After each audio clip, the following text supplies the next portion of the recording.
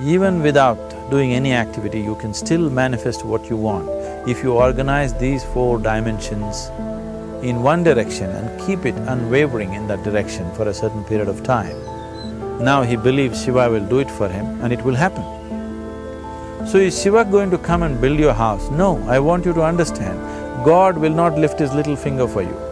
What has not happened till now on this planet can happen tomorrow. Human beings are capable of making it happen tomorrow.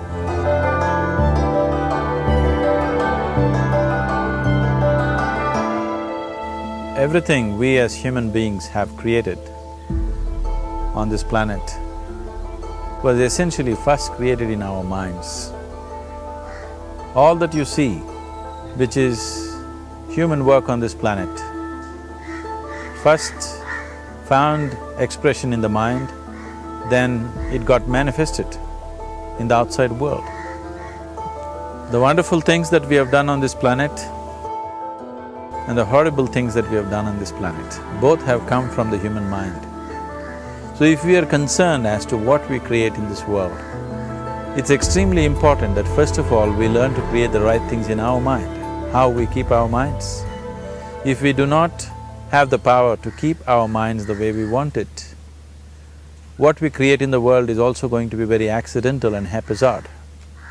So learning to create our minds the way we want is the basis of creating the world the way we want. There is a wonderful story in the yogic lore. On a certain day, a man took a walk. He went for a long walk. Accidentally, unawares, he walked into paradise. Fortunate, isn't he? He just took a walk and he landed up in paradise. After this long walk, he felt little tired. So he thought, oh, I'm tired, I wish I could rest somewhere. He looked around, there was a nice tree, underneath which there was very cushiony grass. So it was inviting. He went and put his head down there and slept. After a few hours, he woke up, well rested, and he thought, oh, I'm well rested, but I'm feeling hungry, I wish I had something to eat. And he thought about all the nice things that he ever wanted to eat in his life. And instantly, all those things appeared in front of him. You need to understand, there the service is like that. Hungry people don't ask questions. Food came and he ate. Stomach became full. Then he thought, oh, my stomach is full, I wish I had something to drink. All the nice things that he ever wanted to drink, he thought about it and all of them just appeared in front of him. Drinking people also don't ask questions, so he drank. Now with a little bit of alcohol in him, you know Charles Darwin told you, all of you are monkeys, your tail fell away. Not me, Charles Darwin told you that you were all monkeys and your tail fell away and then you became human. Yes, definitely the tail fell away. But the monkey, in yoga, we always refer to an unestablished mind as markata, which means a monkey. Why we are referring to the mind as a monkey is, what are the qualities of a monkey? One thing about a monkey is, it's unnecessary movement. And another thing about the monkey is, if I say you're monkeying somebody, what does it mean? Imitation. Monkey and imitation have become synonymous. So these two essential qualities of a monkey are very much the qualities of an unestablished mind. Unnecessary movement, you don't have to learn it from the monkey, you can teach it to the monkey. And imitation is full-time job of the mind. So when these two qualities are on, a mind is referred to as a monkey. So this monkey became active within him. He just looked around, thought, what the hell is happening here? I asked for food, food came.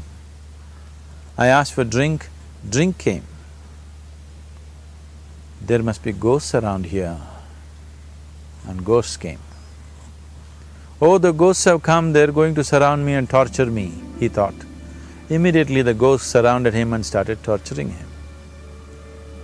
Then he started screaming in pain and said, oh, they're going to kill me, and he died. Just now he said he's a fortunate being. The problem is he was sitting under a kalpavriksha or a wishing tree. He asked for food, food came, he asked for drink, drink came, he asked for ghost, ghost came, he asked for torture, torture came, he asked for death, death happened. Now don't go looking for these kalpavrukshas in the forest. You can barely find a tree these days.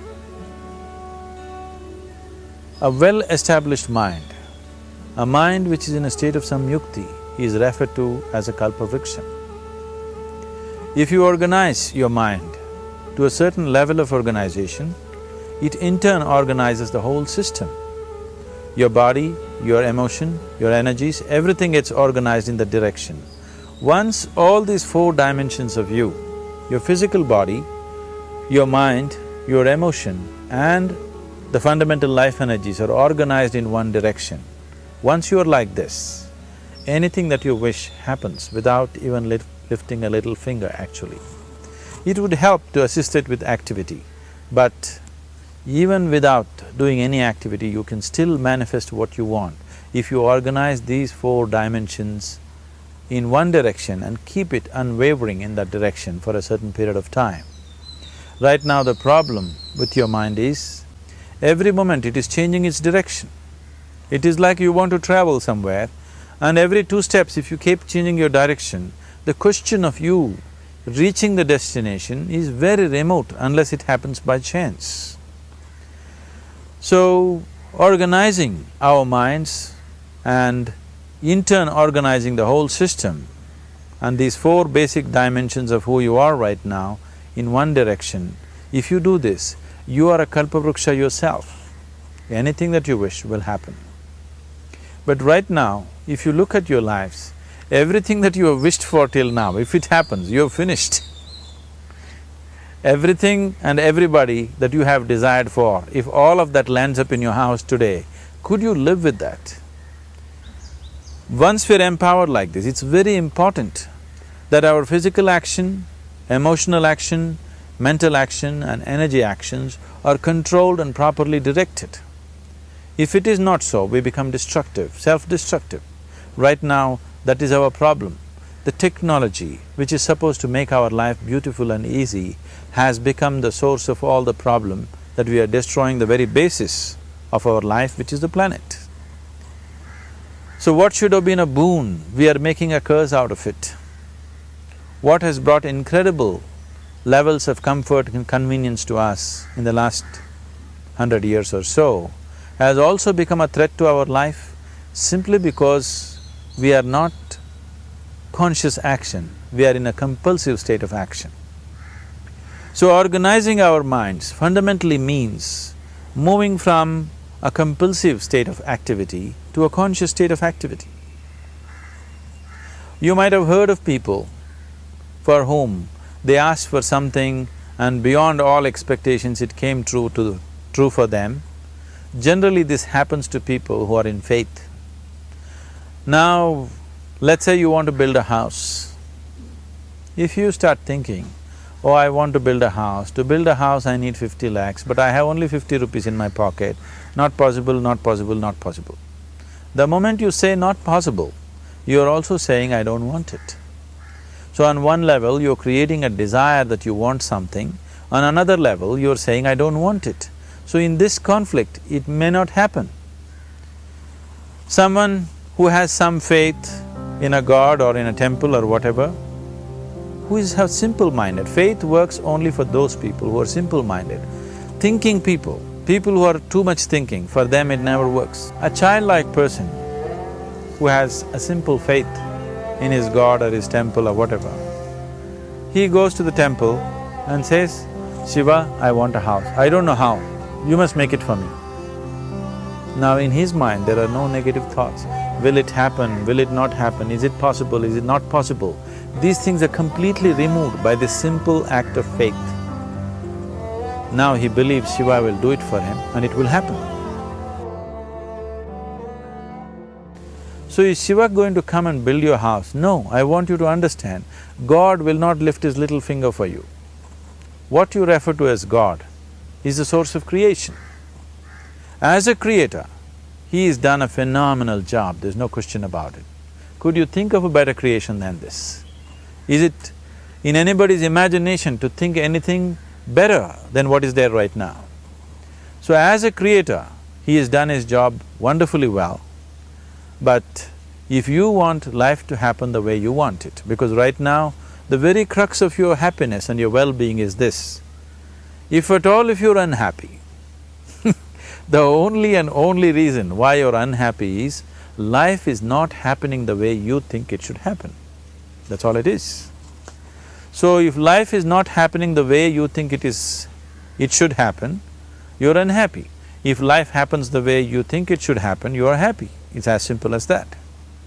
So if life has to happen the way you think it should happen, first of all, how you think, with how much focus you think, how much stability is there in your thought, and how much reverberance is there in the thought process will determine whether your thought will become a reality or is it just an empty thought. Or how you do not create any impediments for your thought by creating negative thought process. This possible is something possible or not possible, is destroying humanity. What is possible and not possible is not your business, it's nature's business. Your business is just to strive for what you want. Right now you're sitting here, if I ask you two simple questions, I want you to just look at this and answer this. Right now from where you're sitting, can you just fly off? You say no. Right now from where you're sitting, can you get up and walk? You'll say yes. What is the basis of this? Why you say no to flying and yes to walking? Because past experience of life, many times you've gotten up and walked, never did you fly off. Or in other words, you're using the past experience of life as a basis for deciding whether something is possible or not possible. Or in other words, you have decided that what has not happened till now cannot happen in your life in future. This is a disgrace to humanity and the human spirit. What has not happened till now on this planet can happen tomorrow. Human beings are capable of making it happen tomorrow. So what is possible and what is not possible is not your business. That is nature's business. Nature will decide that. You just see what is it that you really want and strive for that. And if your thought is created in a powerful way, without any negativity, without any negative thoughts bringing down the intensity of the thought process, the first and foremost thing is you must be clear what is it that you really want. If you do not know what you want, the question of creating it doesn't arise. If you look at what you really want, what every human being wants is, he wants to live joyfully, he wants to live peacefully. In terms of its relationships, he wants it to be loving and affectionate. Or in other words, all that any human being is seeking for is pleasantness within himself, pleasantness around him. This pleasantness, if it happens in our body, we call this health and pleasure. If it happens in our mind, we call this peace and joy. If it happens in our emotion, we call this love and compassion. If it happens in our energy, we call this blissfulness and ecstasy. This is all that a human being is looking for. Whether he is going to his office to work, he wants to make money, build a career, build a family, he sits in the bar, sits in the temple, he is still looking for the same thing. Pleasantness within, pleasantness around. If this is what we want to create, I think it's time we addressed it directly and commit ourselves to creating it. So you want to create yourself as a peaceful human being, joyful human being, loving human being, a pleasant human being on all levels. And do you also want a world like this? A peaceful world, a loving world, a joyful world? No, I want greenery, I want food. When we say a joyful world, that means everything that you want has happened. So this is all that you're looking for. So all that you need to do is commit yourself to creating it, to create a peaceful, joyful and loving world, both for yourself and everybody around you. Every day in the morning, if you start your day with this simple thought in your mind, that today, wherever I go, I will create a peaceful, loving and joyful world. If you fall down 100 times in the day, what does it matter? For a committed man, there is no such thing as failure. If you fall down 100 times, 100 lessons to be learnt. If you commit yourself like this to creating what you really care for, now your mind gets organized. Once your mind gets organized, the way you think is the way you feel, your emotion will get organized. Once your thought and emotion is organized, your energies will get organized in the same direction. Once your thought, emotion and energies are organized, your very body will get organized. Once all these four are organized in one direction, your ability to create and manifest what you want is phenomenal. You are the creator in many ways. That which is the source of creation is functioning within you every moment of your life.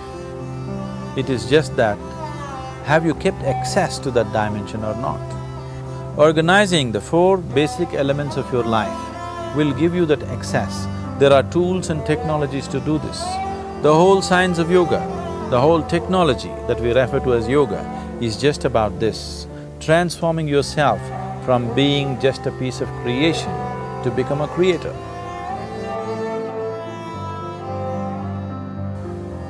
It is my wish and my blessing that every human being in this world should have this access to the source of creation within himself so that he can function here as a creator, not just as a piece of creation.